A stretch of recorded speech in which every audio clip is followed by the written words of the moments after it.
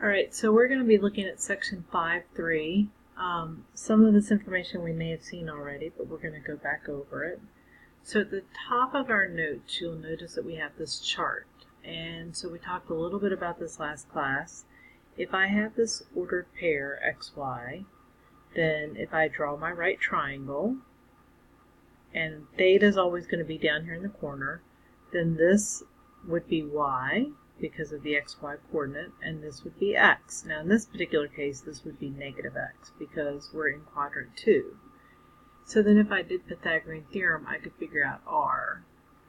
So then, using our ratios that we learned the other day, sine is opposite over hypotenuse, so we would have y over r. Cosine is adjacent over hypotenuse would be negative x over r. We're just going to say x over r right now. And then tangent would be y over x.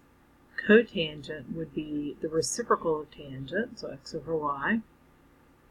Secant would be the reciprocal of cosine, which would be r over x.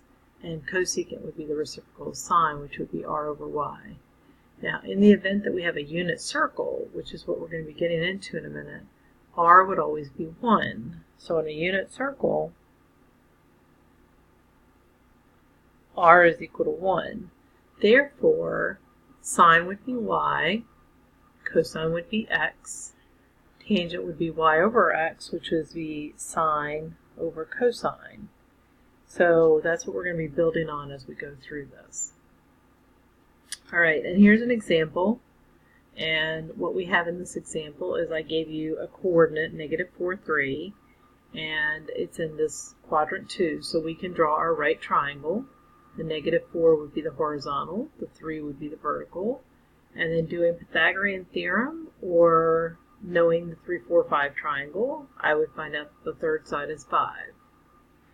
So when I go through and set this up, sine would be 3 over 5, cosine would be negative 4 over 5, tangent would be 3 over negative 4, and I'm using my ratios opposite over adjacent, opposite over hypotenuse. Cosine is adjacent over hypotenuse to find these out.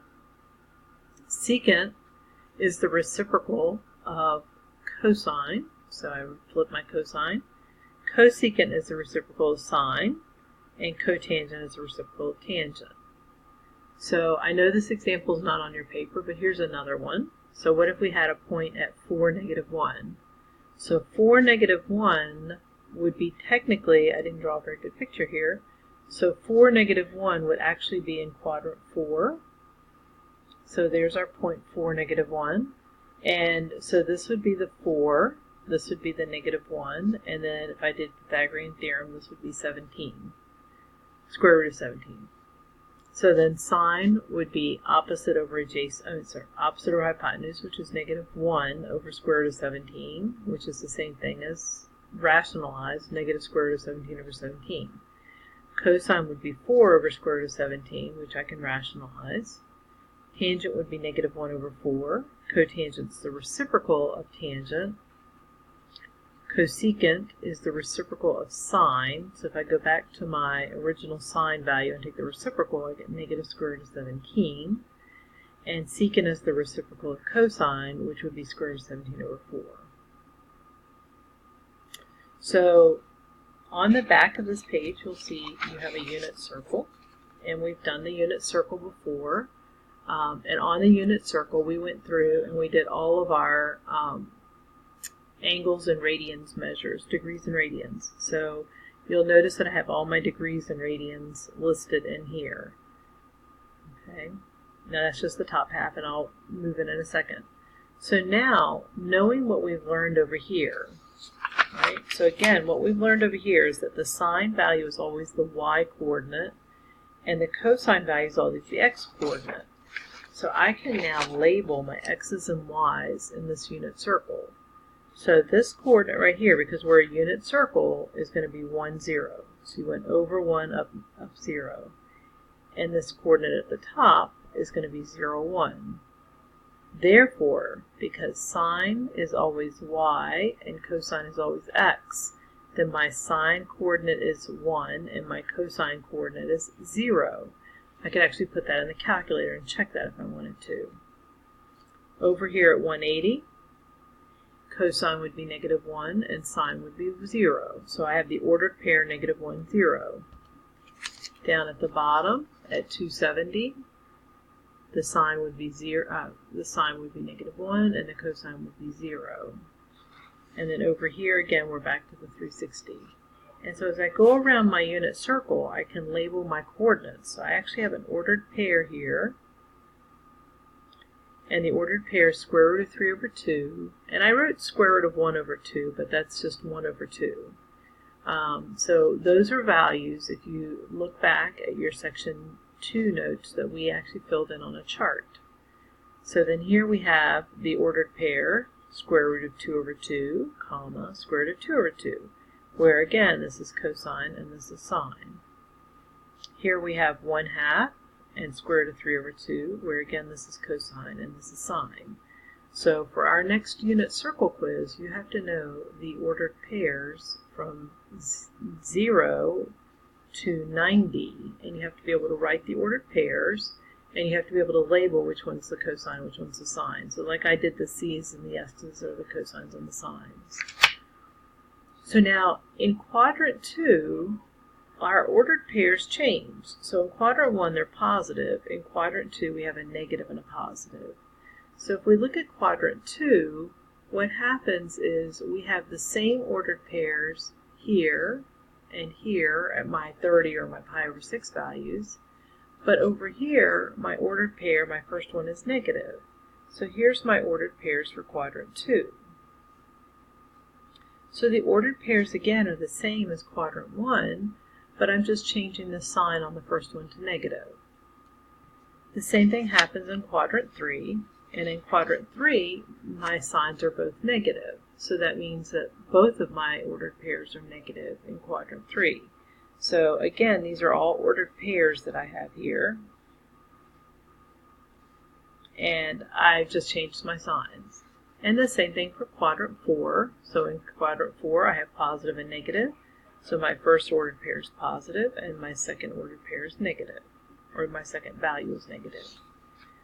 So an easy way to remember this, if you look at this pattern here, so notice that all the denominators are 2, and notice the numerators go 3, 2, 1, and then 3, 2, 1. So if you can remember that pattern, that helps you to remember the ordered pairs quickly. Okay, so now we have this chart, and this is dealing with some of those new values that we put in there. So sine at 0, we just looked at that ordered pair. At 0, let's go back real quick. At 0, here's our ordered pair 0, sine is 0, cosine is 1. Okay, so you can look back at that chart if you need to. So sine is 0, cosine is 1. At pi over 2, sine is 1 and cosine is 0. At pi, sine is 0, cosine is -1. And at 3 pi over 2, sine is -1 and cosine is 0. So now tangent is just simply, we've talked about this, sine over cosine. So sine over cosine is 0 over 1, which is 0. Sine over cosine is 1 over 0, that's undefined. Sine over cosine is 0 over -1, which is 0. Sine over cosine is -1 over 0, which is undefined. So when we start our graphing section, when we have an undefined value, that's where we're going to have an asymptote. Cosecant is 1 over sine. Okay, so 1 over 0 is undefined. 1 over 1 is 1. 1 over 0 is undefined. 1 over -1 is -1. Secant is 1 over cosine. So again, 1 over 1 is 1. 1 over 0 is undefined. 1 over -1 is -1. 1 over 0 is undefined. And cotangent's the reciprocal of tangent, or it can be thought of as cosine over sine. So 1 divided by 0 is undefined. 0 divided by 1 is 0. -1 over 0 is undefined. and 0 over negative 1 is undefined. I'm sorry, 0 over negative 1 is 0. So these are more values, again, to keep in mind, but if you know that unit circle, you can find all those values. So just as a reminder, in our coordinate plane, we have the 4 quadrants. The values here are positive and positive. The values here are negative and positive, negative, negative, and then positive, negative. So what does this mean? This means that in quadrant 1, cosine is always positive, and sine is always positive. Therefore, tangent's always positive also. In quadrant 4, cosine's going to be negative, sine's going to be, I said that wrong, cosine's positive, sine's going to be negative, and therefore tangent is negative because it's sine over cosine. In quadrant 2, cosine's going to be negative, sine's going to be positive, therefore tangent is going to be negative because, again, it's sine divided by cosine. And in quadrant 3, sine is negative, cosine is negative, and therefore tangent is positive. Does that all make sense, I hope? So now, this is where we get into these new examples that we have here. And what we're doing here is I'm giving you information about an angle, and then you're going to have to figure out where the problem is in the picture and draw a picture of it. You can ignore those. We're going to talk about those in a minute. And then you're going to draw your picture and you're going to figure out your values. So tangent is opposite over adjacent, or sine over cosine. So in this case, tangent is going to be negative 7 over 5. So tangent is negative in quadrant 2, and tangent is negative in quadrant 4. Well, then it also gives you the stipulation that sine has to be negative. Well, sine's positive here, so therefore your triangle must be in quadrant 4. So a better picture for this would look like this. So there's quadrant 4. Tangent is opposite over adjacent. So that means we're going to have 7 and 5, because here's theta. And because I'm in this quadrant, this has to be negative 7. So that's where we come up with this picture. And then I do Pythagorean theorem to find the missing angle. So now they're asking you to find cosine and cosecant. So cosine is 5 over square root of 74. And then do my rationalizing and I get my answer. Cosecant is 1 over sine. Sine is negative 7 over square root of 74. So then if I do my rationalizing, for the reciprocal, for cosecant, I just flip that and I get square root of 74 over negative 7. So I'm going to put out another video that has more examples like that. We're going to finish these notes up and then you'll see that video. Okay, so I've told you that you have to memorize the values in quadrant 1 for sine, cosine, and tangent.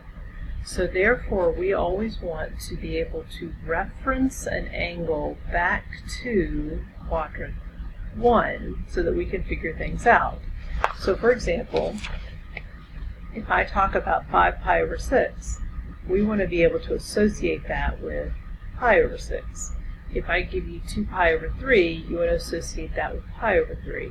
Because if I memorize these, then I can just associate those together and look at my values and figure out my coordinates. So that's what a reference angle is. A reference angle is just simply referring back to quadrant 1. So if I have 120 degrees, that references back to 60 degrees. So 120 would be over here, and it's going to reference back to this because I'm 60 degrees from the axis. So 120 degrees is in quadrant 2, but my reference angle is in quadrant 1. So we call the reference angle theta prime, and so theta prime is 60 degrees. Okay, so we'll finish this video in another one.